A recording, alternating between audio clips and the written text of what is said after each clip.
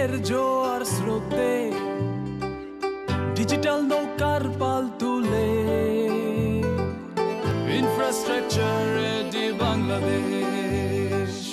নতুন যুগের জোয়ার স্রোতে ডিজিটাল নৌকার পাল তুলে ইনফ্রাস্ট্রাকচার রেডি বাংলাদেশ।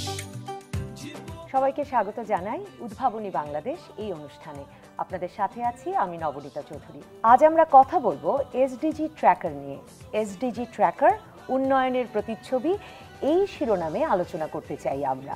আমরা সকলেই জানি যে বিশ্বের বিভিন্ন দেশ, বিশ্বের সবগুলো দেশ আসলে এখন জাতিসংঘ নির্ধারিত টেকসই উন্নয়ন লক্ষ্যমাত্রা বা এসডিজি অর্জনে কাজ করে যাচ্ছে। বাংলাদেশও কাজ করছে সেই লক্ষ্যমাত্রা অর্জনে। এসডিজি সূচক রয়েছে 231টি।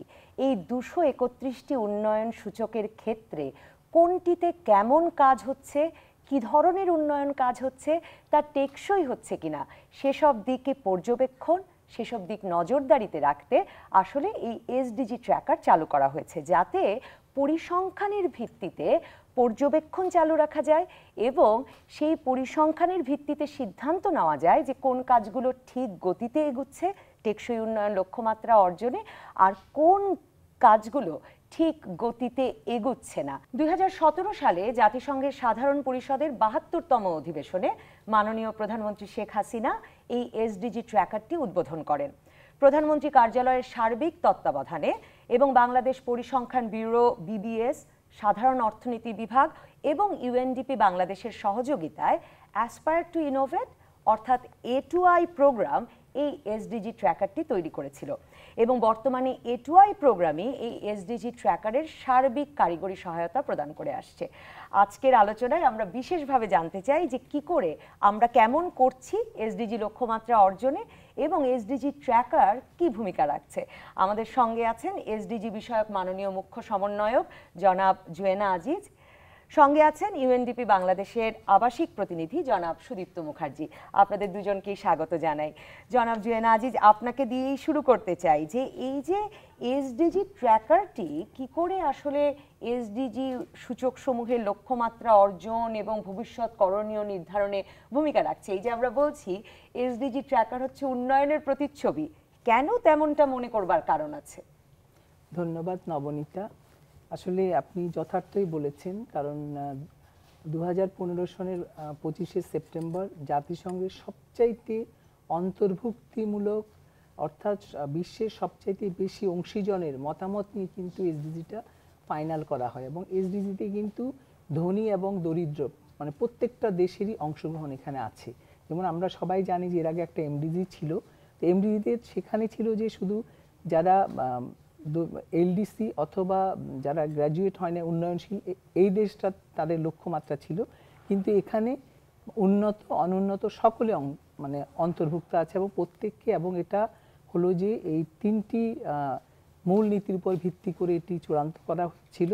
এটা হলো প্রথমত হলো সামাজিক অন্তর্ভুক্তি, অর্থনৈতিক উন্নয়ন এবং পরিবেশগত সুরক্ষা নিশ্চিত করা। তো এটি একটা মানে যুগান্তকারী সিদ্ধান্ত ইউএনের। আর এখানে আরেকটা বিষয় আমি শেয়ার করতে চাই। আসলে আমরা সবাই জানি যে এমডিজি যখন বাস্তবায়ন হয়েছিল এটার সিগনেটারিও কিন্তু আমাদের মাননীয় প্রধানমন্ত্রী শেখ হাসিনা ছিলেন এবং ওটা যখন ফাইনাল চূড়ান্ত হয় 15 সালে কিন্তু তিনিই ছিলেন। আসলে তার বিশেষ আগ্রহ এবং তার নির্দেশনায় কিন্তু আমরা এসডিজি যখন এমডিজি শেষের দিকে যখন এলো তখন কিন্তু আমরা এসডিজির কী ধরনের লক্ষ্যমাত্রা হবে সেটি নিয়ে কিন্তু বাংলাদেশ কাজ করেছে। তার মানে প্রত্যক্ষ নির্দেশনা আমরা এটা করেছি। আর এখন এবং দেখা যাচ্ছে যে সেখানে আমাদের যেই প্রস্তাবনা ছিল সেখানে 10টি গোল কিন্তু আমাদের এসডিজিতে যে 17টি এসছে সেখানে কিন্তু এসে গেছে। তো এটা একটা মানে ব্যাপক বিষয় মানে পুরো ওয়ার্ল্ডের জন্য, এবং ইউএনকে আমরা ধন্যবাদ জানাই যে এই ধরনের একটা ব্যাপক মানে সমস্ত ওয়ার্ল্ডকে তারা কিন্তু একত্রিত করেছে। তো এখানে আরেকটা হলো যে এটার বিউটি আমরা সবাই জানি যে লিভ নো ওয়ান বিহাইন্ড, কারণ এখানে কাউকে বাদ দেওয়া যাবে না। আর এখানে সবচেয়ে বড় কথা যেমন এমডিসিতে আমরা যেটা দেখেছি যে সেখানে ছিল কভারেজ, অর্থাৎ আমি আমার দরিদ্রের সীমা এটা আছে, এর থেকে আমার মানে কভারেজটা বাড়াতে আমার কতটা আমি উন্নয়ন করলাম এই ধরনের। কিন্তু এখানে শুধুমাত্র কভারেজ না, আমাকে 100% যেতে হবে উইথ কোয়ালিটি, অর্থাৎ আমাকে যেটা কোয়ালিটি যাবে এবং এটা সাস্টেইন করবে, অর্থাৎ যেটা থাকবে, যেটা আবার পেছনে মানে ব্যাক করার সুযোগ নাই, যেখানে আমি উন্নয়নটা করেছি সে পর্যন্ত আমি থাকবো আর আমি এগিয়ে যাব, এটা হলো মূল লক্ষ্য। তো এখানে আসি, আপনি যেটা আজকের যেটা প্রশ্ন সেটা হলো আপনি এসডিজি ট্র্যাকারের কথা আপনি বলছেন। তো এটা তো একটা আমি মনে করি যে এসডিজি যে আমরা অলরেডি কিন্তু আমরা যে এটা যে আপনি বলছেন যে বাস্তবায়ন কিভাবে এটা মানে সহায়তা করছে, এটার একটু আগে গেলে দেখতে হবে যে আমরা সরকার কিন্তু ইউএনডিপির সাথে মিলিয়েই আমরা কিন্তু প্রতিটা ক্ষেত্রে, অর্থাৎ যেই গোলগুলো আমাদের যে 17টা গোল এবং 231টা যেটা ইন্ডিকেটর আমাদের দেয়া আছে, এগুলো আমরা কিন্তু ভাগ করেছি যে বিভিন্ন মন্ত্রণালয়ের সেক্টরকে যে কে কোন গোলের উপর কাজ করবে। কারণ আমাদের এখানে ক্ষুধামুক্তি আছে, দারিদ্র্য দূরীকরণ আছে, স্বাস্থ্য আছে, শিক্ষা আছে, এনভায়রনমেন্ট আছে, মানে জীববৈচিত্র্য আছে, মানে প্রতিটা জিনিস। এখন আমাদের যে মন্ত্রণালয়গুলো আছে তাদেরকে আমরা ভাগ করেছি এবং সেখানে যিনি অধিকাংশ অংশটা, যার বেশি অংশটা যিনি বাস্তবায়ন করবেন তাকে আমরা লিড হিসাবে ধরেছি, এবং পাশাপাশি অন্য মন্ত্রণালয় এবং ডিভিশন ডিপার্টমেন্ট যারা সেটা ইমপ্লিমেন্টেশনে আছে তাদেরকে কিন্তু আমরা কোলিড বা তাদেরকে অ্যাসোসিয়েট হিসাবে কিন্তু অন্তর্ভুক্ত করা হয়েছে। এবং সেই কমিটিতে কিন্তু আমাদের ডেভেলপমেন্ট পার্টনাররা আছে যারা যে সেক্টরে কাজ করেন এবং আমাদের সকল মন্ত্রণালয় আছে, এবং কাজেই এটা কিন্তু ওইভাবেই কিন্তু আসছে, যেটা কিন্তু এমন নয় যে একটা টার্গেট দিল আর হঠাৎ করে এটা আসলো, তা নয়। আর এছাড়া আপনি জানেন যে আমাদের যে 7 5 ইয়ার প্ল্যান, যেটা আমাদের উন্নয়নের যেটা আমাদের দলিল, সেখানে কিন্তু আমাদের এসডিজিটাকে আমরা অ্যালাইন করেছি, অর্থাৎ আমাদের উন্নয়ন কর্মকাণ্ডের সাথে সাথে স্বাভাবিক গতিতে কিন্তু আমাদের এসডিজিটা কিন্তু মানে বহমান থাকবে, চলমান থাকবে, অর্থাৎ আমার একটা উন্নয়ন কাজ হবে, সেটা পাশাপাশি কিন্তু আমার এসডিজির কাজটাও কিন্তু আমার বাস্তবায়িত হবে। এবং এখন পঞ্চবার্ষিক পরিকল্পনা বাস্তবায়নেও কাজ করবে আমাদের এসডিজি লক্ষ্যমাত্রা। এবং এখন যেটা আমাদের যে বছর থেকে যেটা আমাদের 8 5 ইয়ার প্ল্যান যেটা চালু হলো, সেখানে কিন্তু আমরা সবগুলো গোল, টার্গেট, ইন্ডিকেটর সব কিন্তু আমরা অ্যালাইন করেছি। কাজে এটা আমরা নিশ্চিত যে আমাদের গভর্নমেন্টের যে উন্নয়ন দলিল সেটাই আছে। এবং এছাড়া আপনি জানেন যে আমাদের যে 100 বছরের যে ডেল্টা প্ল্যান যেটা, সেখানে ওইটা অ্যালাইন করা হয়েছে। তো এটাও সরকার থেকে আসলে প্রত্যেকটা জিনিসের সাথে, অর্থাৎ আমাদের মাননীয় প্রধানমন্ত্রী এসডিজিকে গ্রহণ করেছেন এবং আমরা সেটাকে সবাই আত্মস্থ করে আমরা সেভাবে কাজ করছি। আর সবচেয়ে বড় কথা হলো যে আমরা যে এই যে ডেভেলপমেন্টের কথা যে বলছি, যে এসডিজিতে আমরা টার্গেটগুলোতে আমরা পৌঁছাবো, আমরা গোল অর্জন করব 30-এর মধ্যে, তো সেটা কিভাবে যাব সেটা তো আমাদের একটা মনিটর করতে হবে, সেটার টুলই হলো আমাদের যে এসডিজি ট্র্যাকার। কারণ আপনি যেটা বলেছেন, মানে জনাব জুয়েনা আজিজ যেটা বলছিলেন যে মান নিশ্চিত করতে হবে, কাউকে পেছনে ফেলে যাওয়া যাবে না, মানে সকলকে অন্তর্ভুক্ত করতে হবে এবং টেকসই হতে হবে। মানে এসডিজির যে মূল চ্যালেঞ্জগুলো, সেটার জন্য তো আসলে ট্র্যাকিং না করে, মানে নজরদারি না রেখে, পরিসংখ্যানের ভিত্তিতে আগামীর কর্মপরিকল্পনা নির্ধারণ না করেও তো কোনো উপায় নেই। আমি আপনার কাছে জানতে চাই জনাব সুদীপ্ত মুখার্জি, যে আমরা তো এই এসডিজি ট্র্যাকারটি কি শুধুই বাংলাদেশে হয়েছে নাকি পৃথিবী জুড়েই আসলে নানাভাবে এই ট্র্যাকিংটা করা হচ্ছে? এবং আপনি কিভাবে মনে করেন যে বাংলাদেশের এসডিজি বাস্তবায়নের চিত্রটা কেমন, সেটা কি আসলে উঠে আসছে কিনা আমাদের এসডিজি ট্র্যাকারে, উন্নয়নের প্রতিচ্ছবি হয়ে উঠছে কিনা? আমি দুটো জিনিস নিয়ে শুরু করতে চাই, একটু পেছনে ফিরতে চাই। জয়না আজিজ বলেছিলেন মিলেনিয়াম ডেভেলপমেন্ট গোল সম্বন্ধে, সেখানে কিন্তু বাংলাদেশ ওয়াজ কনসিডার্ড এ পোস্টার চাইল্ড। একদম। আর বাংলাদেশ খুবই ভালো করেছিল, আর শুধু একটা গোলে তেমন ভালো করতে পারেনি, that was on forest cover. জায়গায় নেই, যেখানে যে জমি নেই সেখানে ফরেস্ট কভার কী করে বাড়ানো হবে। অ্যান্ড ওই যে সাকসেসটা, that success actually is something that has now created a special momentum যে এসডিজিকেও ভালো করতে হবে।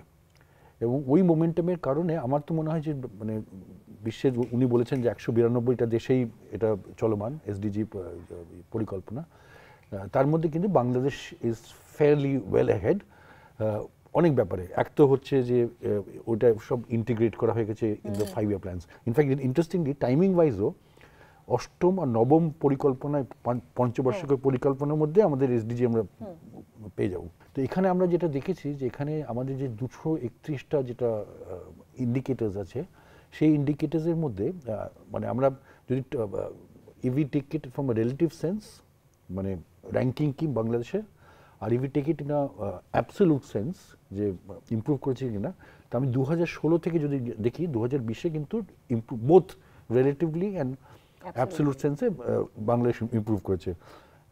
প্রথমে বলি রেট মানে ইন দ্য ওভারঅল স্ট্যান্ডিং 166 দেশে অলরেডি মাপা হয়েছে, তার মধ্যে এখন 109th র্যাঙ্ক বাংলাদেশে। আর যদি অ্যাবসলিউট দেখা যায় ইট ইজ 67.2 66.2-তে। আর এই যে 17টা গোলের মধ্যে অভিষ্টের মধ্যে আমরা 4টেতে আমরা বেশ ভালো করছি। একটা হচ্ছে এই মানে ইন জেনারেল পভার্টি ইরাডিকেশন বা পভার্টি এলিভেশন, দারিদ্র্য বিলোপ। তারপরে গুণগত শিক্ষা, গুণ qualitative education, that was something that SDGs brought. It was not just about numbers. শোভন কাজ, ডিসেন্ট ওয়ার্ক, গোল 8 যেটা। ওভারঅল ইকোনমিক ইমপ্রুভমেন্ট আর জলবায়ু পরিবর্তনের যে কার্যক্রম, এগুলোতে আমরা কিন্তু বাংলাদেশ ভালো করছে। যেগুলো ইমপ্রুভ হয়েছে কিন্তু মানে ইমপ্রুভ হচ্ছে বাট নট অ্যামেজিং, তার মধ্যে আরও 6টা গোল আছে। মানে আমি 17-এর মধ্যে 4টেতে খুব ভালো করছি, 6টা গোল যেগুলো আমরা ইমপ্রুভমেন্ট দেখতে পাচ্ছি, তার মধ্যে ক্ষুধামুক্তি, তারপরে health and family welfare, water and sanitation, নিরাপদ পানি ও স্যানিটেশন, তারপরে access to energy, clean energy mainly, আর তারপরে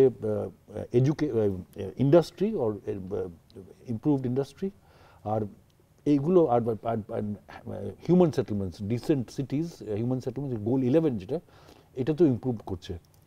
যেখানে এখনও স্কোপ আছে ইমপ্রুভ করার, সেটা শুধু 3টে গোল। একটা হচ্ছে gender equality, which is your specialization, so you have to work hard. Second হচ্ছে যে লাইফ আন্ডার ওয়াটার, ইনফ্যাক্ট পানির দেশ হচ্ছে বাংলাদেশ, সেখানে life under water becomes particularly important. আর goal 16, which is again very very important, যেটা শান্তি ন্যায় বিচার কার্যকর প্রতিষ্ঠা, সেটাও is something which needs a little improvement. Particularly আমি যেটা পয়েন্ট করতে চাই সেটা হচ্ছে এই আমাদের কোর্টে এখনো অনেক কেস মানে স্লো মুভ করে, তো ওটা ওই জুডিশিয়ারির মাধ্যমে আমার মনে হয় খুব দ্রুত আমরা ডিল করতে পারবো।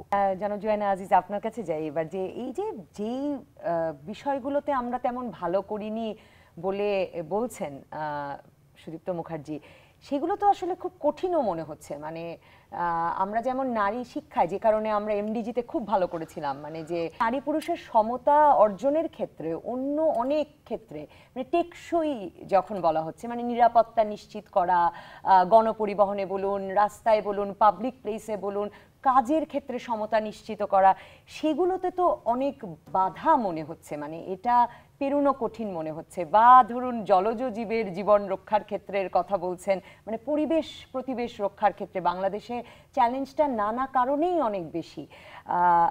কিংবা এই যে বিচার কাজ তাড়াতাড়ি করার ক্ষেত্রে, ন্যায় বিচার নিশ্চিতের ক্ষেত্রে, এসব কাজগুলো মনে হচ্ছে যে 2030-এর মধ্যে সম্ভব হবে। নারীর ক্ষেত্রে আপনি যেটা বলছেন, এখনো কিন্তু জেন্ডারের ক্ষেত্রে কিন্তু বাংলাদেশ অনেক আগান। যেমন আপনি জানেন যে আমাদের কিন্তু 50তম স্থান কিন্তু আমাদের, তাহলে এটা কিন্তু কম কথা নয়।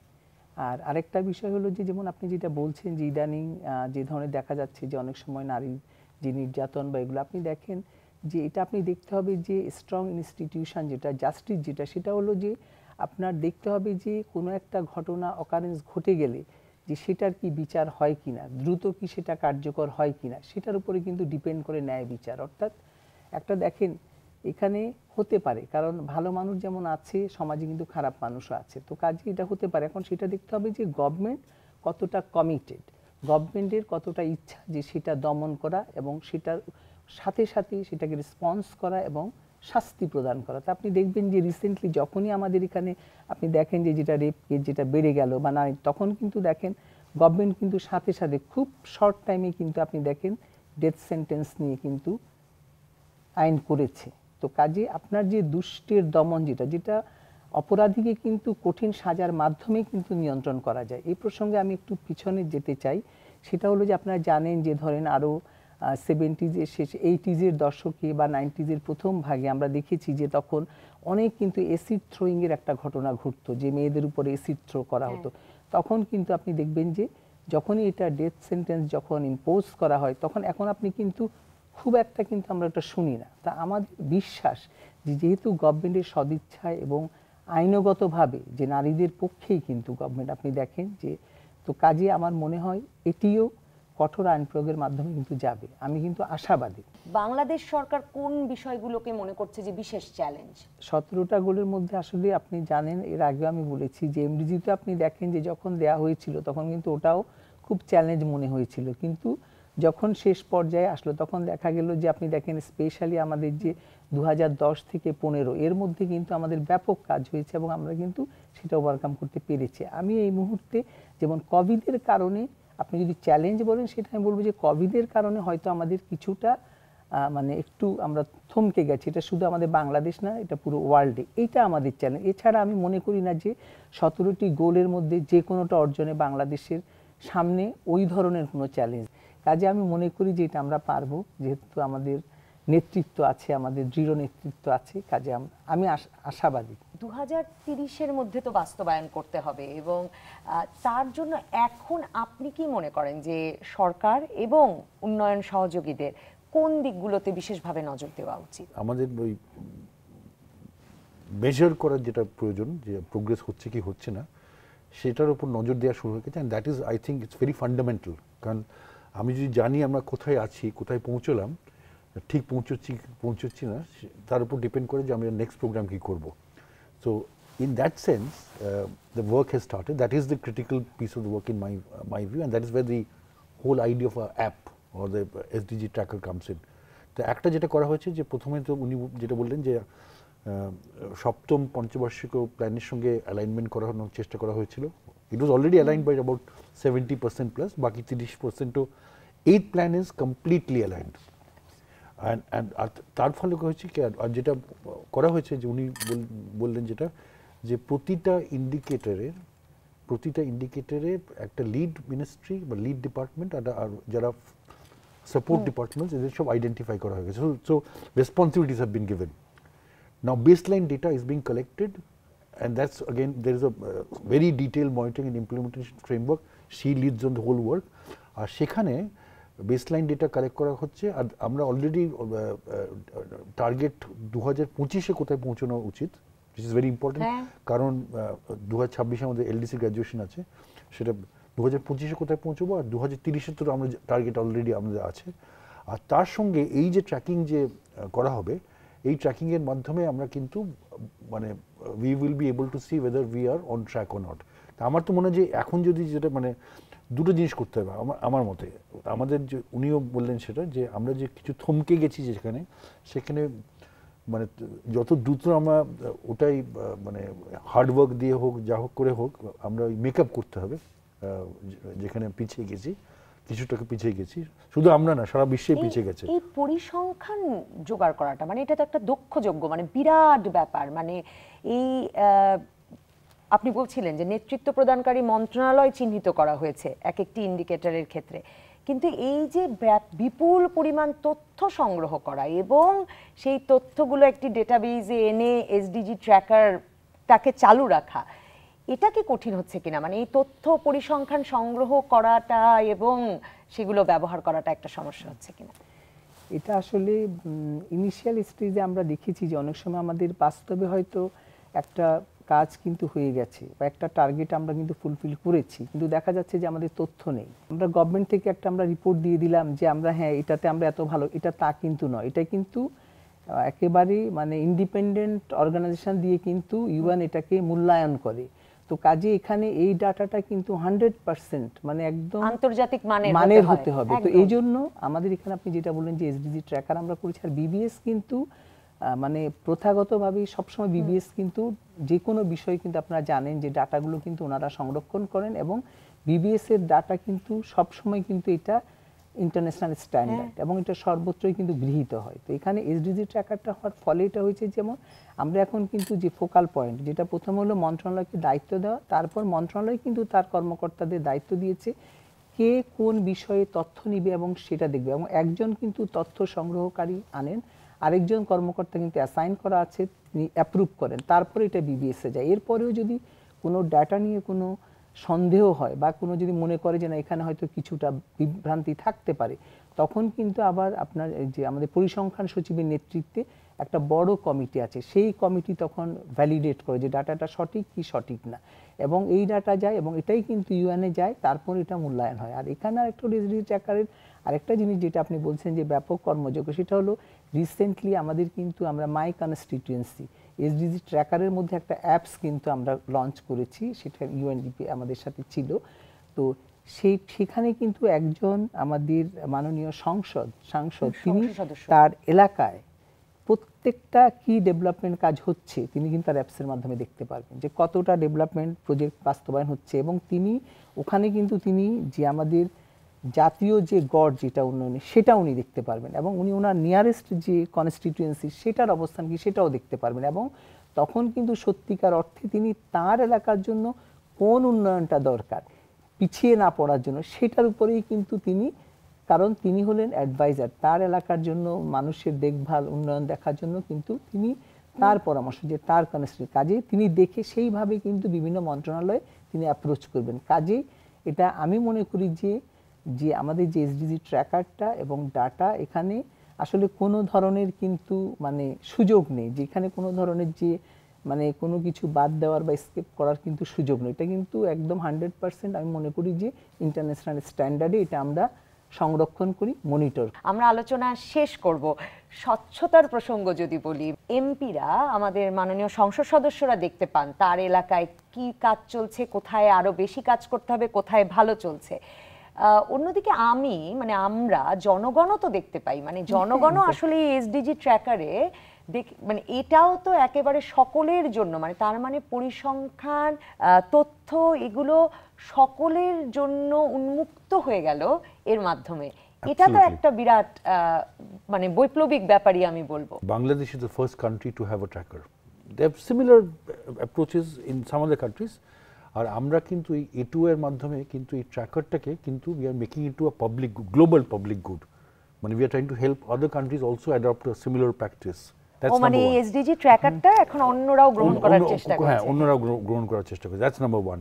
Number two, what you just told me, I think that's very important. এই যে মাই কনস্টিটিউয়েন্সি অ্যাপে দুটো জিনিস হচ্ছে, একটা হচ্ছে যে মানে আমি মনে করি যে বিভিন্ন সাংসদের মধ্যে একটা হেলদি কম্পিটিশন করে দেবে, যে কার জায়গায় উন্নতি বেশি হচ্ছে, কার কম হচ্ছে, কারণ তাদের যারা মানে কনস্টিটিউয়েন্টস আছে তারা কিন্তু প্রশ্ন করবে, so that will improve accountability. And সাংসদের যে মানে ইফ ইউ লুক এট পার্লামেন্টের যে মানে main role is not just about legislation, it's also about oversight of the executive. That will help them to exercise that oversight over the executive. যে কাজ কেন হচ্ছে না। আর যেটা আমার তৃতীয়, যেটা আমরা এখন জয়নাজির সঙ্গে আমরা চেষ্টা করছি করার জন্য, যে একটা এসডিজি স্থানীয়করণ বা লোকালাইজেশন করা।